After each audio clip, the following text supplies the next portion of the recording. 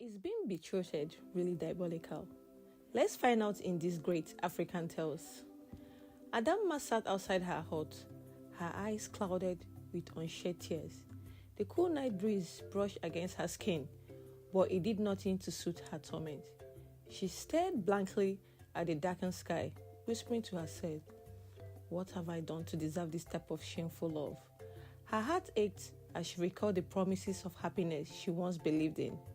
Tradition had sealed her fate before she could even understand love, binding her to a man who now treated her like a stranger. From childhood, she has been told she was lucky to be betrothed to Dinta, the most handsome and successful hunter in Aniocha village. Every maiden dreamed of marrying him, and every parent wished for a son-in-law like him. Yet, here she was, a wife in name only, drowning in loneliness. 6 months into her marriage, everything has changed. Dinta, once caring, became cold and distant. He came home late, barely acknowledged her presence, and refused to touch her. Night passed with her lying alone, longing for the affection that never came. Adanma wiped a tear from her cheek and sighed heavily. She has done everything a good wife should do. She cooked his favorite meals, ensured his home was neat, and spoke to him with kindness, but none of it mattered.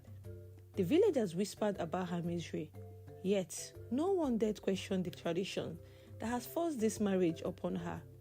She has no choice but to endure it. But for how long? Dinta has always been the pride of Aniocha village.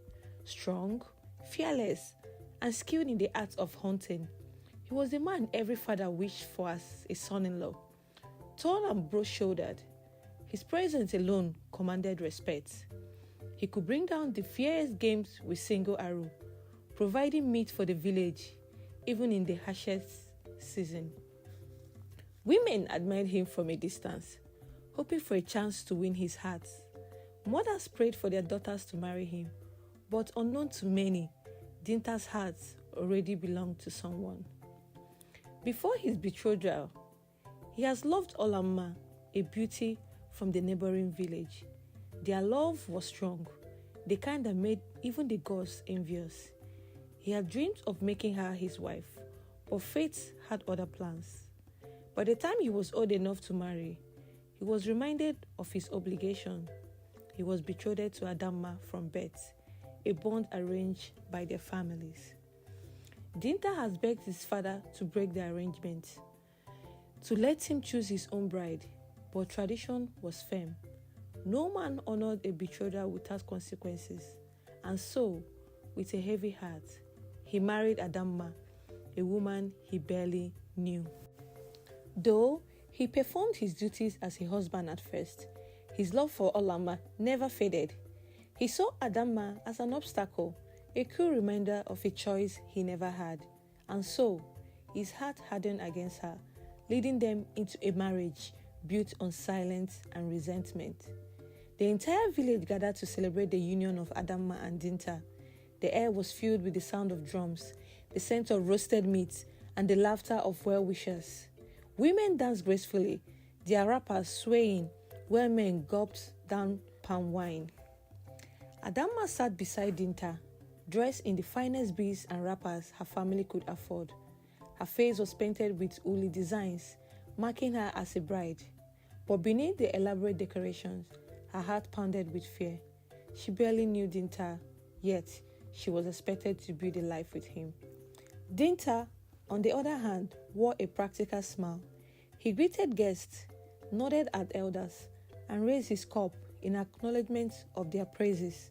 But inside, he was drowning in sorrow, and he watched Adanma. He knew she was not the woman he wanted.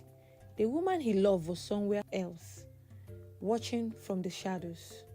Night fell and the celebration ended. Adanma was led into Dinta's hut, her new home. The village elders blessed their union, urging them to build a happy life together. But behind closed doors, the air between them was thick and tension. As Adanma lay beside her new husband, she hoped for a future filled with love and companionship. But as she reached out to him, he turned away. his back facing her. It was then that she realized her battle for happiness has only just begun. In the first few weeks, Adanma tried to be the perfect wife. She woke up early to fetch water, prepared Dinta's meal with care, and ensured their house was always neat. She greeted him with a warm smile when he returned from hunting, but his responses were always short, almost dismissive. At first, she thought it was just an adjustment period. Perhaps he needed time to get used to their new life together. But as months passed, his distance only grew. He started coming home late, often reeking of palm wine. Some nights, he didn't even return at all. Adanma felt like a prisoner in her own home. She longs for Dinta's affection, for the love she has been promised, but it never came. He barely looked at her, and when he did, his eyes held no warmth. She wondered what she has done wrong. One evening, she prepared his favorite meal, pounded yam and spicy bushmeat soup. When he arrived, she greeted him softly, and they set the table food before him. He barely touched it. Instead, he muttered an excuse about being tired and went to bed. That night, Adanma cried silently, her heart heavy with rejection. She had heard stories of love in marriage, of husbands who adored their wives. Why was hers different? As she lay awake, staring at the wooden ceiling of their hut, she realized something. Dinta's heart was never hers to begin with, and perhaps it never would be. One evening, as the village prepared for a moonlight dance, Adanma noticed Dinta slipping away. Something in her heart told her to follow him. She moved silently, keeping a safe distance as he made his way through the bush path that led to the river. What she saw shattered her heart. There, under the glow of the moon, Dinta stood with another woman, Olanma. He held her close, whispering words meant only for lovers. His hand caresses her face, his eyes filled with an affection Adanma has never seen before. Tears streamed down her face as she clenched her fists. This was the man she was supposed to call her husband, yet his love belonged to someone else. She wanted to scream, to comfort them, but her legs felt weak.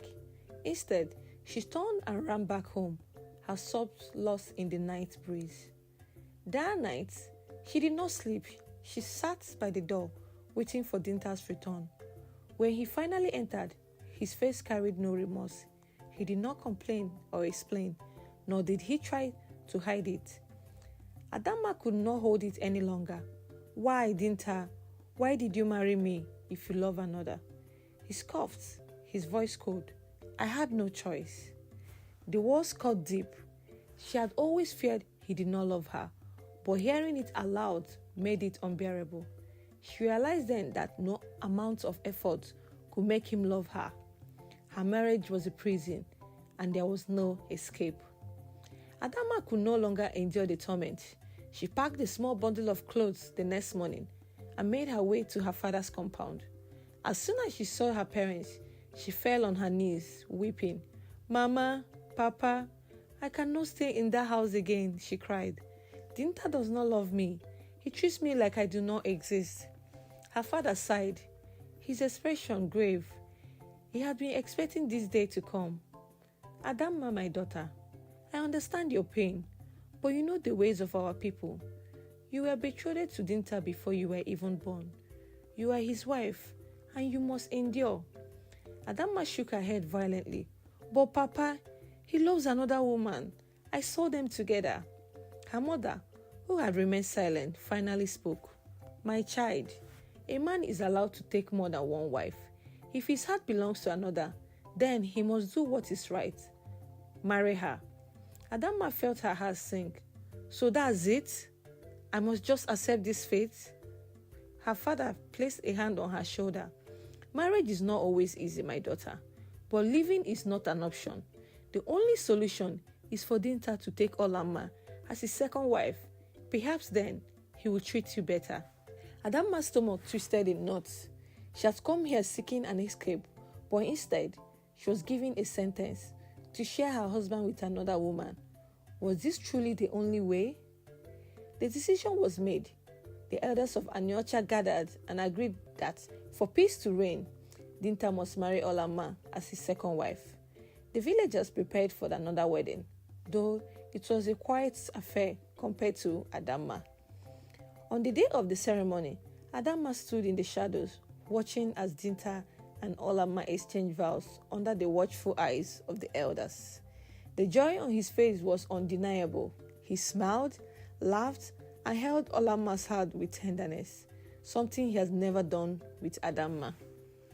The celebration was small, but filled with genuine happiness, at least for the newlyweds. The villagers whispered among themselves, some feeling pity for Adanma, others believed it was for the best. At least now he can love his wife properly, they said, as if Adanma did not exist. That night, Olanma moved into their home, and Adanma felt her heart shatter into pieces. Her co-wife was not cruel, but her very presence was a reminder of her failure. She was the first wife, yet she felt like a stranger in her own home. Days passed, and the household dynamic changed. Dinta, who once barely spoke, now laughed and talked freely with Olanma.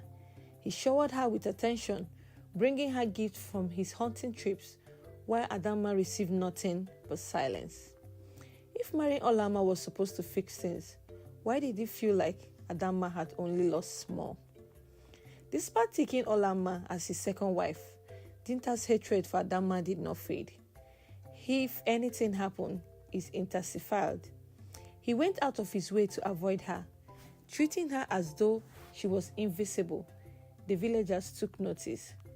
Why does Dinta despise Adanma so much? They murmured among themselves. Even with Olanma as his wife, his heart is still filled with resentment towards the first. Some began to believe there was a curse upon their marriage.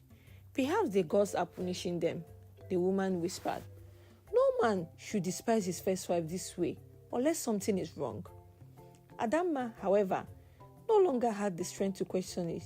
She moved through the days like a shadow, doing what was expected of her, but feeling nothing inside. Olanma, for her part, tried to make peace. Adanma, I did not wish to come between you and Dinta, she said one evening. But what can I do? He loves me. Adanma met her gaze but said nothing. She was tired of fighting a battle that has already been lost. The days turned into weeks, and the bitterness only grew. Adanma, once the proud wife of the village greatest hunter, was now nothing more than an afterthought. The village continued to whisper, "This is not normal," they said. "There is something deeper at play." But no one, not even Adanma, knew the truth behind Dinta's hatred. Time passed, and Olanma gave birth to a son, then another. The entire village rejoiced. Dinta now has strong heirs to carry on his legacy, they cheered. Dinta was overjoyed. He held his sons in his arms, his pride evident for all to see. He showered Olanma with gifts and affection, ensuring that she and their children lacked nothing. Meanwhile, Adanma watched from a distance. She had not yet conceived, and though no one openly spoke of it, she knew what they were thinking. "She's barren," they whispered. Perhaps that is why Dinta does not love her. The weight of the unspoken words crushed her. It was not enough that she was unloved. Now, she was being seen as useless, a woman without purpose. She prayed for the gods to grant her a child, but the month stretched into years, and her womb remained empty. Dinta, who already treated her with indifference, now had another reason to despise her. He avoided her even more, spending all his time with Olanma and their sons. Adanma, once the first wife, was now nothing more than a shadow in her own home. She had tried everything, prayers, sacrifices, medicine from the village healer, but nothing worked. And so, she accepted her fate. She was nothing, a wife by title, but in truth, she was already forgotten. Adanma no longer cried. What was the point? Her pain has become a part of her existence, as natural as breathing. Each day, she woke up before dawn, prepared food for the household, and watched as her husband ate with his other wife, while pretending she did not exist. Her mother visited one day, her face etched with worry. "My daughter, you are fading," she said. touching Adanma's gut face. "You have lost weight and your eyes carry no life." Adanma forced a smile. "I am fine, Mama." Her mother wasn't convinced. "Come home with me, at least for a little while." But Adanma shook her head. "I cannot. The village will speak. They will say I abandoned my home." Her mother sighed. "Would that be so bad? What kind of home is this, where you are not wanted?" Adanma looked at her, pain flickering in her eyes. "A woman does not leave her husband, Mama. That is our way." Her mother swallowed hard, knowing there was nothing more she could say. She embraced her daughter tightly before leaving, tears in her eyes. That night, as Adanma lay alone in her hut, she wondered if this was all life had to offer. Was she doomed to exist in silence, trapped in a loveless marriage, bound by a tradition that had stolen her happiness? She closed her eyes, wishing for an escape, but deep down, she knew there was none. As the years passed, Adanma's sorrow became the subject of endless whisper in Aniocha. The elders sat beneath the great Iroko tree, discussing her misfortune in a hushed voice. Some pitied her, others believed she has done nothing terrible in her past life to deserve such suffering. How can a man hate his wife so much, even after marrying the woman he loves? One elder pounded. There is something unnatural about it, another agreed. It's as if an unseen force is keeping them apart. The villagers were divided.